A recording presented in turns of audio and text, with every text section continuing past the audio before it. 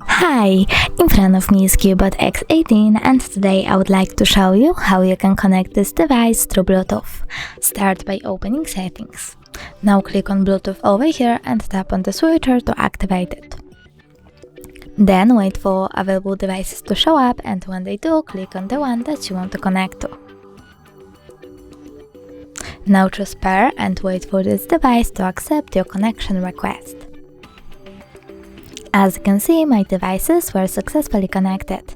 You can always forget this connection by tapping on this green gear icon, over here, and clicking Forget.